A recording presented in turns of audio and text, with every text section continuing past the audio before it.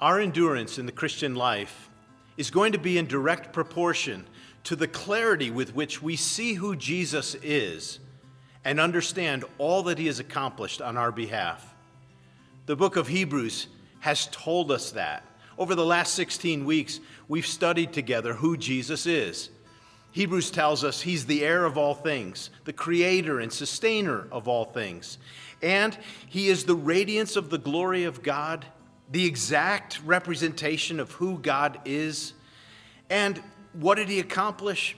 He made purifications for our sins, and then he sat down at the right hand of God. He's seated at the right hand of God as our great high priest, praying on our behalf, praying for us today that we would endure.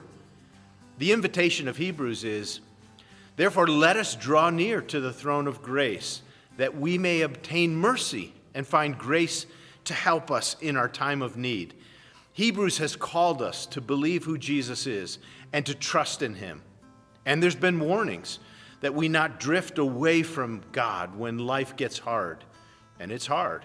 That we not shrink back from the things that we know are absolutely true, and that we never become dull of hearing and believing what God has said. Jesus Christ is greater than everything.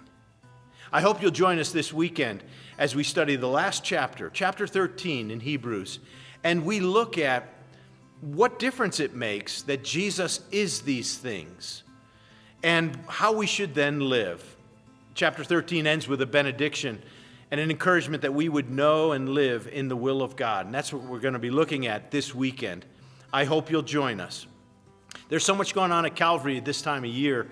We encourage you to join us this Sunday night for carols and campfires. And then, if you're able to, be with us Christmas Eve. And think of who in your sphere of influence needs to be at a Christmas Eve service on one of our campuses. Until then, I'm praying for your endurance. You pray for mine. Let's believe what God has said through his Son, Jesus Christ. He has spoken a better word. He's been a better sacrifice. He's established a greater covenant, and he's our great high priest. So let's hold fast to the things that we know. We'll see you soon.